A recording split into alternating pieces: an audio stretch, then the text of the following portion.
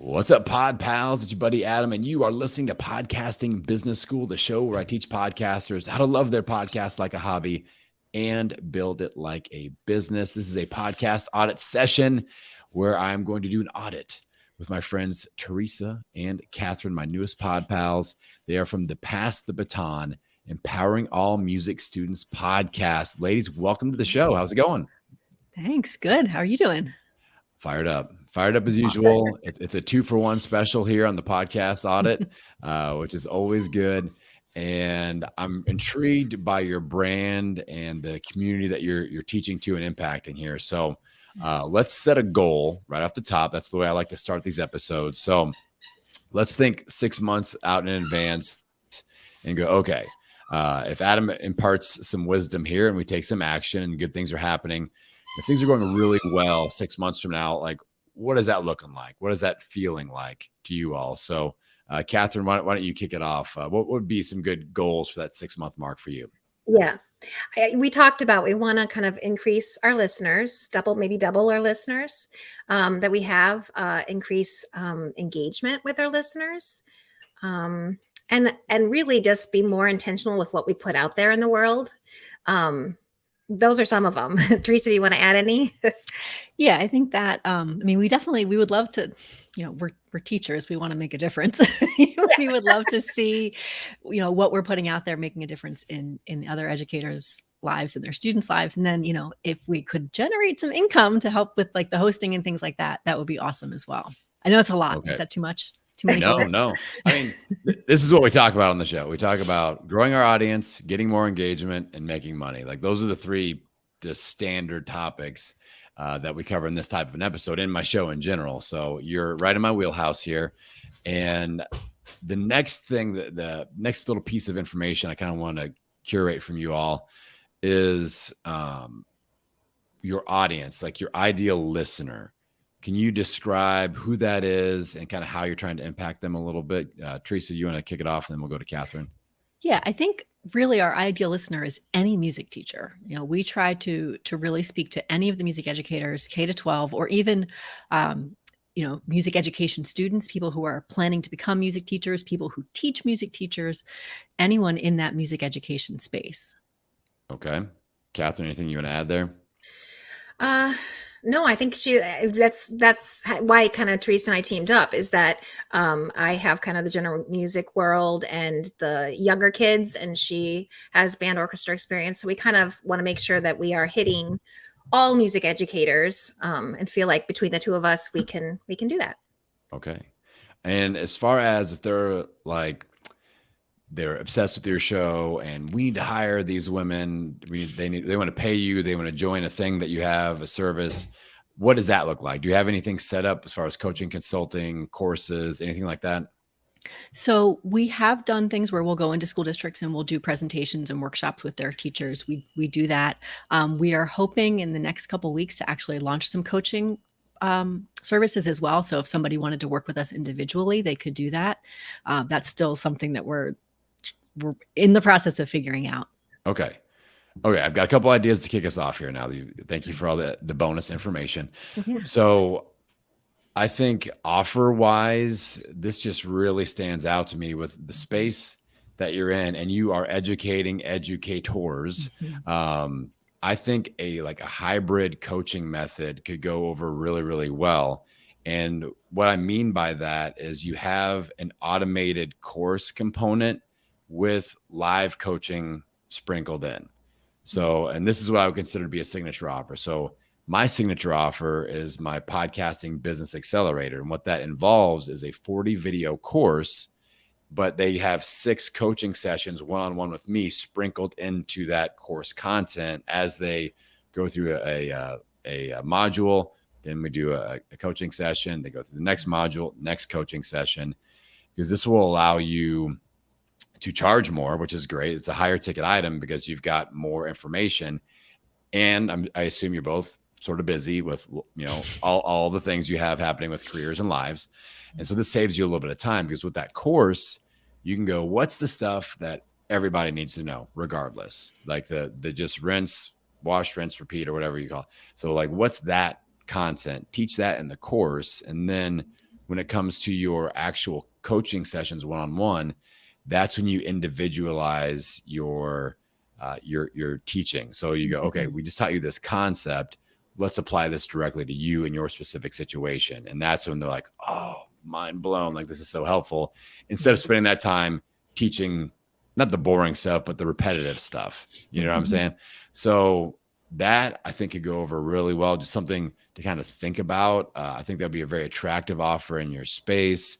And so yeah, let's just maybe put a pin in that. Any questions or thoughts, ideas on that so far? No, that makes a lot of sense. In fact, it speaks to flipped learning, which is an education thing. Didn't even know that. Yep, there you go. Look at in me. the space. Look at me. So yeah, and the other nice thing about that is you could have that as a signature offer. So what I do is I have kind of the done with you version, which is the coaching plus the course, or the do it yourself. If you just want the course, you can get that too at a lower price point. So that way you can serve a couple different price points and some different needs there. So I think that'd be a really nice first signature offer. Anything with direct coaching involved as an initial offer is usually easier to sell versus something that's evergreen and automated, and you don't get to actually speak to that person. So just something to consider there. The other thought that immediately popped up is that we are talking to music educators. So there may be one word that I would love to swap in the title: empowering all music educators instead of empowering all music students. Because when I read a title, I want to know what it's about and who it's for without any explanation.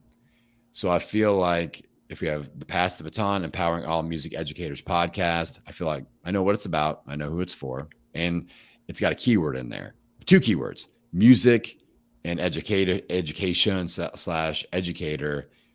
I like, and it has identifying terms. Like if people are searching music or education and they see this is for music educators, they go, oh, that's for me.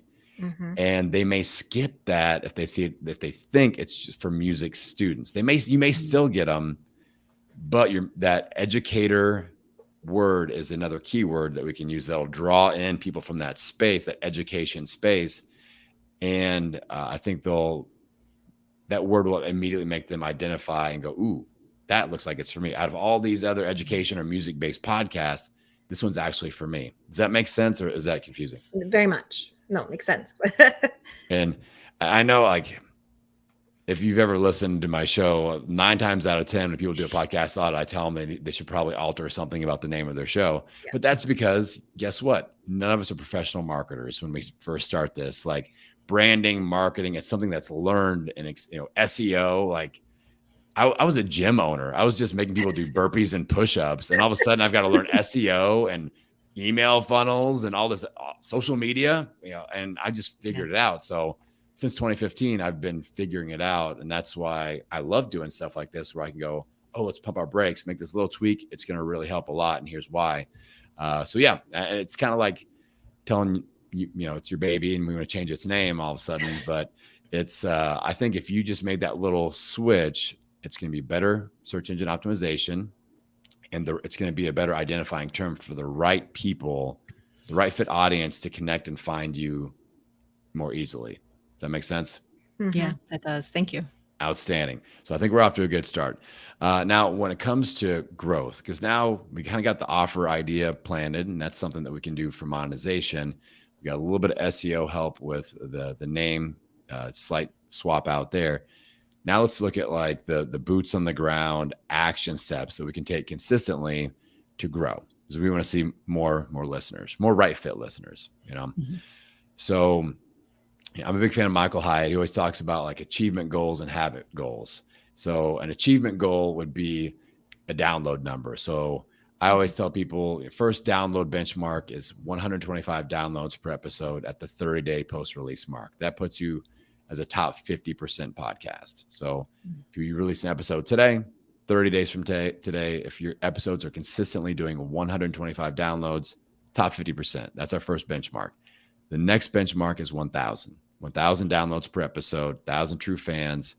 At the 30-day mark, that puts you in the top 20%. So that's what I would consider to be an achievement goal. Now, what I tell people not to do is go like, all right, by June 2024, I will achieve whatever. I will do 1,000 downloads. Like, we don't necessarily have to set a date timeline on that. That's just the next goalpost that we're going to reach. What I do want to work on is habit-based goals. Like, what are the habits that we can do daily and weekly and monthly to get there? Making sense? All right. So the habit-based goals that we got to look at are in 3 different lanes with growth. We want to look at what are we doing with our actual marketing and social media. We want to look at how are we leveraging other people's podcasts. And then we're going to look at, do we have any opportunities with paid advertising in a cost-effective way, which is really important because I'm not about just giving Mark Zuckerberg a whole bunch of money for nothing. So that's very important because most podcasters are part-time doing this on a budget. So we got to come up with that. So if it's okay with you, in the remaining time that we've got, I'd like to kind of just throw out some ideas in those 3 lanes. Does that sound good? Yeah, that'd be great. All right, let's power through this. All right. So marketing wise, first things first, are we doing weekly episodes? Every other week. Okay. So when you release an episode, what day of the week is it coming out? Monday. Good. I like Monday as a release date. Good. You passed the first test there. Good. So I want you to look at what I call my 72-hour window rule. So within Monday, Tuesday, and Wednesday, I challenge all my people, especially all my clients. I make them do it. If they're paying me, I make them do it. Five promotional assets for that episode within the first 72 hours. And podcast apps work just like Instagram or Facebook. So if you put up an Instagram post and you get a whole bunch of people commenting as soon as it goes up, they show it to more people. Same thing happens with podcast episodes. You put a new episode on and it goes to Apple and Spotify and people are downloading that. That's like people commenting on a post. So they're going to share that to more. And there's about a 3-day window, a 72-hour window where that algorithmic juice is kind of happening. So a lot of people, like especially if you're releasing every other week, I don't want you to spread your marketing out over a week or 2 weeks. I want it in the first 3 days as much as possible. Get as many people to listen to that in the first 3 days as you can. That way you take advantage of that little algorithmic nudge inside of the podcast player apps. Is that making sense? Mm-hmm. Okay. So when an episode goes live on a Monday, how are we promoting that currently? What are we doing on social media, email, anything like that? So we typically put it out on social media, on our Facebook page, on Instagram, Twitter, and then that usually happens on Monday and throughout the week. And then on Tuesday, we send an email to our email list. Perfect. Okay. And what kind of a post are you doing? Is it like a static image or an audio clip, a video clip? What's that look like? Usually the first thing that goes out is a static image, but then we also will have like a 60-second video that we'll put out at some point, and we'll put out other images with like a quote from the episode and things like Perfect. That. Okay. Love it. Love it. So what I would do is start working AMs and PMs on Monday, Tuesday, and Wednesday.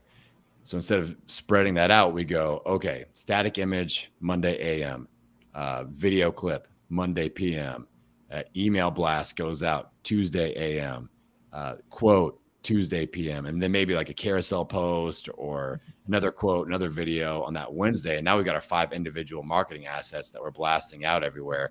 I like that a lot. I think, and you're not very far off. Again, just a micro tweak, another additional piece of content, taking what you've already doing, smushing that up in the first 3 days. And this really works. Like, honestly, I feel like if you do the little name switcheroo and this, I think you'll double your downloads just like you are wanting to do. I have a high confidence level in that, because I see people do this all the time.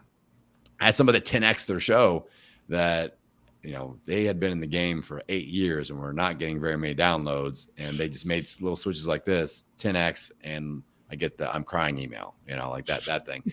So crying happy tears, which I like. I don't like, I'm just pissed off crying. Like, I don't want those emails. Don't send those. So when you say the 5, would you put that, like, say Facebook, for example, would you put that out 5 times on Facebook within that 72-hour period, or spread it out over different, or yes, and? Well, okay. So what I do, I primarily focus on Instagram. So I'm going to put out those individual 5 things. Well, the newsletter is, it's your email list. So 4 social media posts, 1 newsletter. that's going out on Instagram. So for you, I mean, wherever you, I'm big on, this is a shift that I've made in the last year, especially.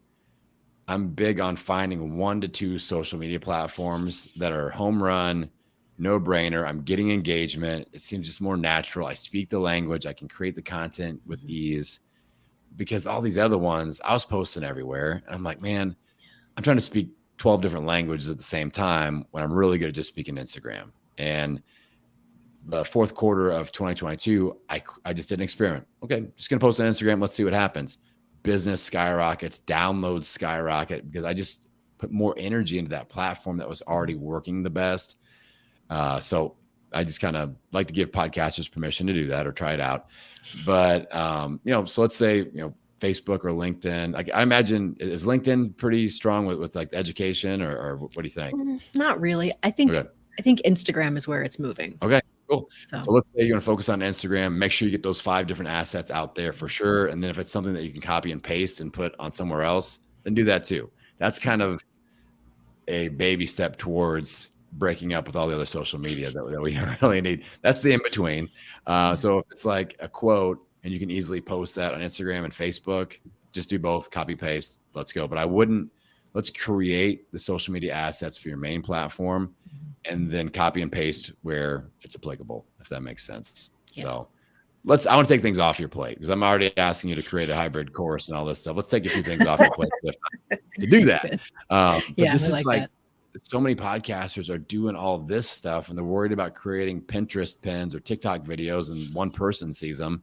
Or they may be crushing on TikTok and really crickets on Instagram. Everybody's a little bit different. And they're like, I don't have time to create my course or make any money because I'm so busy posting to one person on Pinterest. And it's like, let's pump our brakes and really think logically here for a second. So anyway, I like that 72-hour marketing window, Instagram priority, and then copy and paste where we can. Eventually maybe break up with the other stuff. So that's the marketing lane. When we look at other people's podcasts, how to leverage those, I think you could really clean up with this, because there are so many education-based podcasts and podcasts for educators, being kind of the music educator niche people, and networking with those other shows. I think you could do some special work there. So with you all, what I would do if I were you, and especially since you're on Instagram, I would do some sort of live stream, because I love live streaming, and some people, it totally freaks them out. But here's what I would do. I would do a live stream weekly that was kind of like an educator highlight, and what I would do is only invite people on that have podcasts that are in the education or marketing to educators space, because you want to be a guest on that show, but you invite them to your thing first. You invite them to your party first, you make friends, and then they go, hey, you know what?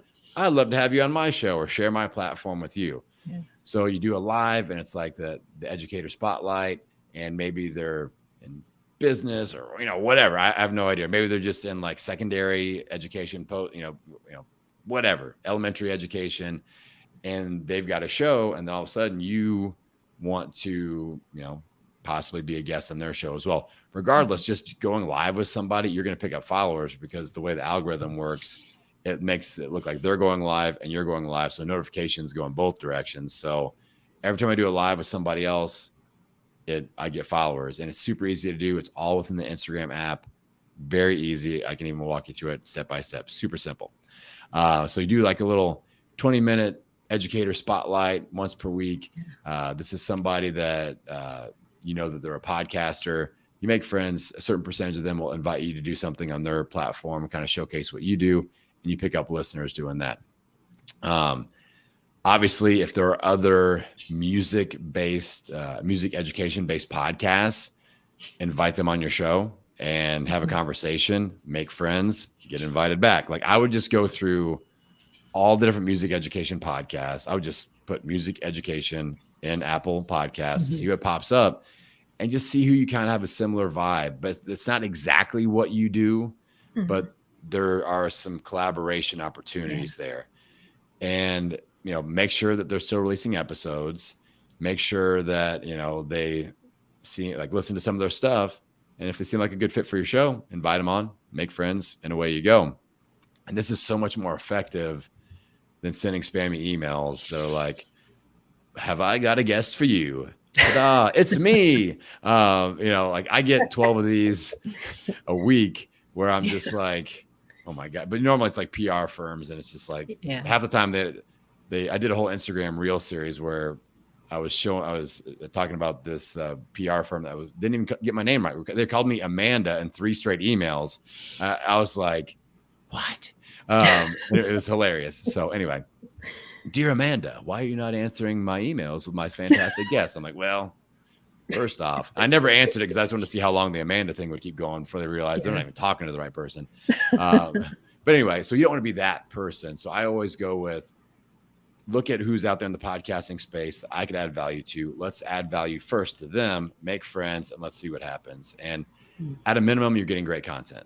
So any ideas or worries or thoughts about any of that? Yeah, that makes sense, because it's going live is a whole lot less work than creating a podcast episode, right? It can be nice and short. And I think that makes sense, because even like you said, if it's not somebody who's 100% related to what we're doing, as a live, it still works. Yeah. And it's networking, and it's a value add. And I would just try to go live for at least 15 minutes. And that's just my own self-study of the push notifications on Instagram, because at the beginning, like, you go live for about 2 to 3 minutes, and then you start seeing people kind of coming in. So you don't want to get right into the stuff right at the beginning, kind of dilly-dally around a little bit, do some introductions, tell a few jokes, whatever you got to do. And you start seeing people pop in. And then at about the 12-ish minute mark, you'll see more people come in. And that's because another push notification just went out, like, hey, just reminding you, Catherine and Teresa, they're live. And so every 12 to 15 minutes that you can sustain a live stream, you'll get those notifications every 12 or so minutes. So if you go 30 minutes, you should get a couple pushes there. What happens with that live? That turns into what? That's just going to be saved as a video in your feed. They'll give you the option. Do you want to save this video? Yes or no? You want to say yes, save that thing. And then you write up like a little description, put some hashtags on there, and it lives there. And what I do is I go to my story. I'll like screenshot from the live, and I try to pick out an image where I'm making a dumb face, because that's not too hard to do. Because if you get like a perfect image, nobody doesn't stop the scroll. If it's me, like just making something dumb face. I have a very expressive face, so this is not hard to do at all. And I'll screenshot that, and then in your Instagram story, you can do the link thing. So I'll get the link for the actual live stream, and then post that and go watch the live stream here. And or if I can't find a real easy dumb Adam face, I'll put like a wizard beard emoji on me or something like that, or GIF. Or like a weird like 1980s style hat and sunglasses, and I'll just put those on. So just if I can make myself look dumb, stop the scroll, hit the link, go check it out, and that works in the story. So that's a great way to leverage other people's podcasts.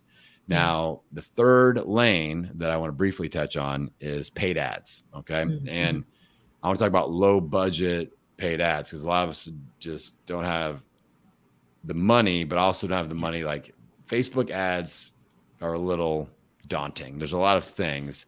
And I just recorded an episode with my friends from Chime House Media that I challenged them to create a Facebook and Instagram ad protocol for podcast promotion specifically. So that episode's coming out. But in the meantime, I want you all to check out, there's a platform called Overcast. The website is overcast.fm. And I'll send this to you guys directly, so don't worry. But overcast.fm/ads.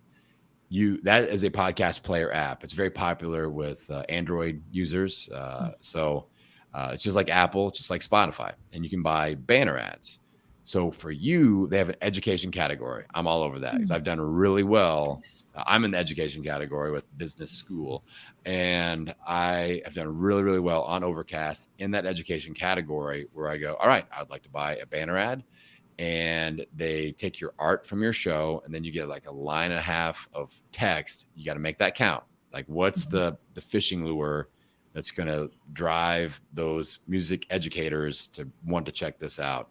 So definitely like tips or even like just that the tagline of empowering all music educators, or tips to empower all music educators, or whatever, something like that. They're like, ooh, gotta check this out. And it runs for 30 days. Now, the pricing on this changes daily. It's volume and demand-based pricing. So they've got 5 advertising slots per category per 30-day period. So if they're all gone, it says sold out. But if there are like 3 or 4 or 5 open spots, every day somebody doesn't buy it, the price goes down and down and down and down. So it's kind of like, gambling a little bit. Like there may be 3 spots left and the price is $300, but if you wait another day and nobody buys it, it's going to go down to $250. So you kind of chance it a little bit. But the main goal that I'm shooting for, they'll give you actual subscriber projections and go, if you run this ad, we predict that you'll get 25 to 50 new subscribers, or 75 to 90. And these are subscribers, not downloads. So these are people that hit the actual subscribe button. That's an important note. And so we want to look for $7 or less per new subscriber. So if you are paying $70, then you want to make sure you get at least 10 subscribers. This easy math. So those are great. They're easy. There's no algorithm, anything. The only thing you have to figure out is that line and a half of text. Everything else is taken care of, and it's up and running immediately. I just bought an ad today. I jump around in different categories. I just did one in the true crime category for $250, and they projected I think 40 to 50 new subscribers. So I'm like, awesome, that's great. And when I advertise, I look at kind of tangential categories of not only where do I fit, like you in the education, no brainer, 100%. But you have to go, okay, what other types of podcasts do my ideal listeners listen to outside of my category? So for me, obviously business, education, but news, comedy, sports, true crime, I do well with ads in those because my listeners listen to those types of shows. So you got to kind of think about that as well. So anyway, those are the 3 lanes that we kind of want to operate in here. Any questions on the paid ad scenario there? No, that makes a lot of sense the way you described it. Yeah. And that way you've got a little budget, especially like, let's say you've got the signature offer and it's $1,000 or something like that. Start kicking back a percentage of that into ads and things like that. Like, okay, we're going to take 25% of this that comes in, and we're going to put that towards ads to grow the audience and then sell more courses. So I think that would be an effective strategy. So we've given a lot of homework to the educators here as promised.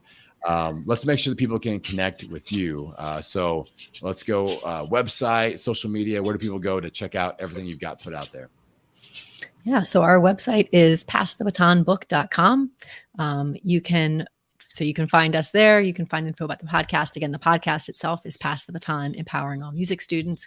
We're also on YouTube. So you can find the podcast. You can find it on YouTube. You can find us on social media. Yeah. Outstanding. That's the stuff. Outstanding. So everybody listen in, go and support these women. They're doing awesome things. If you're a music educator, if you know one, make sure that you share this out.